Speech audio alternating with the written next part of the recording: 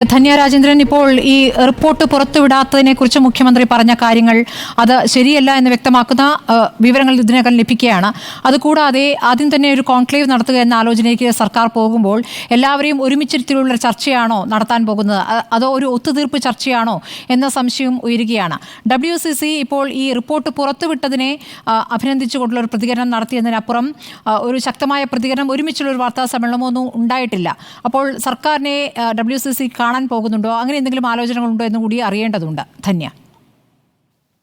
നോക്ക്, ഞാനൊരു WCC അംഗമല്ല. ഞാനിപ്പോ കുറച്ചു നേരം മുമ്പ് ഒരു ഇന്റർവ്യൂ നടത്തിന് അത് WCC അംഗമായി പാർവതി തിരുവോത്തായി. പാർവതിയുടെ വ്യക്തിപരമായ അഭിപ്രായം പറഞ്ഞത് ഈ കോൺക്ലേവ് തീർച്ചയായിട്ടും ആക്സെപ്റ്റബിൾ അല്ല. ആ പറഞ്ഞ കാരണങ്ങളോട് ഞാൻ യോജിക്കുന്നു. എന്നാൽ എനിക്കൊന്ന് സംഗീതം ഇത് പറഞ്ഞിട്ടുണ്ടാവും. സിനിമ പോളിസി എന്ന് പറഞ്ഞൊരു ഡോക്യുമെന്റ് WCC 2021 അന്ന് കൾച്ചർ മിനിസ്റ്റർക്ക് സബ്മിറ്റ് ചെയ്തിരുന്നു. ഇത് ഗവൺമെന്റ് തന്നെ ചോദിച്ചതാണ്. എല്ലാ അസോസിയേഷൻസിനോട് ഗവൺമെന്റ് ചോദിച്ചു എന്താണ് ഒരു സിനിമയിലെ പ്രതിസന്ധികൾ, അതിന്റെ സൊല്യൂഷൻ എന്താണെന്ന്.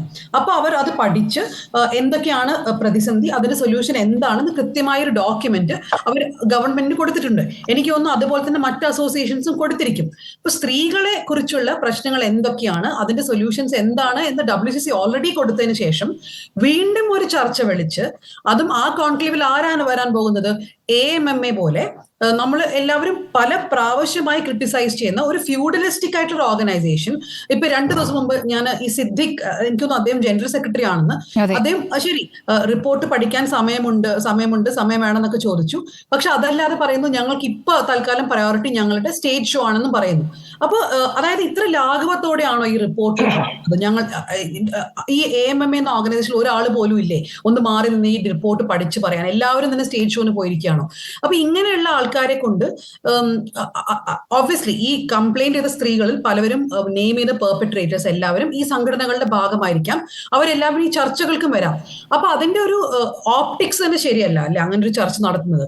പിന്നെ ഓൾറെഡി സർക്കാരിന് മുമ്പിൽ ഈ ഡോക്യുമെന്റ് ഉണ്ട്. അപ്പൊ ഈ ഡോക്യുമെന്റ് എന്തുകൊണ്ടാണ് സർക്കാർ ഉപയോഗിക്കാത്തത് എന്നൊരു ചോദ്യം കൂടി ഉണ്ട്. അതായത് ഈ 4.5 വർഷം അനങ്ങിയില്ല എന്നുള്ളതാണ് ഒരു പ്രധാനപ്പെട്ട ചോദ്യം.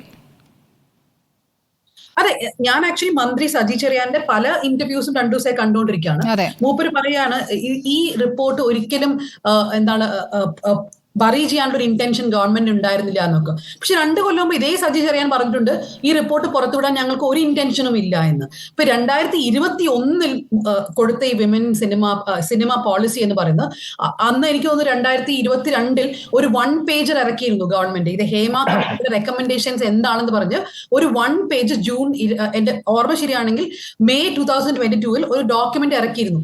അന്നും ഇതേ മന്ത്രി തന്നെ പറഞ്ഞു ഞങ്ങളൊരു കമ്മിറ്റി ഫോം ചെയ്യുന്നുണ്ട്. എനിക്കൊന്ന് 2-3 ബ്യൂറോക്രാറ്റ്സും മന്ത്രിയൊക്കെ ഉള്ള ഒരു കമ്മിറ്റിയാണ്. ആ കമ്മിറ്റി തീരുമാനിക്കും ഈ റെക്കമെൻഡേഷൻസിനെ എന്താണ് ചെയ്യേണ്ടത്.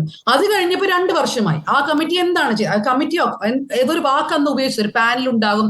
ആ പാനൽ ഒരു കൾച്ചർ സെക്രട്ടറിയും മന്ത്രിയൊക്കെ ഉണ്ടാവുമെന്ന്. ആ പാനൽ എന്ത് സംഭവിച്ചു? അവർ ഈ ഹേമ കമ്മിറ്റിയുടെ റെക്കമെൻഡേഷൻസ് പഠിച്ചു.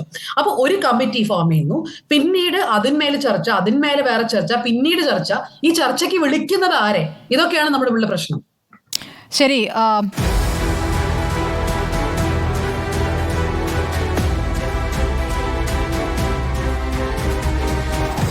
Debate with Smriti Parithikad.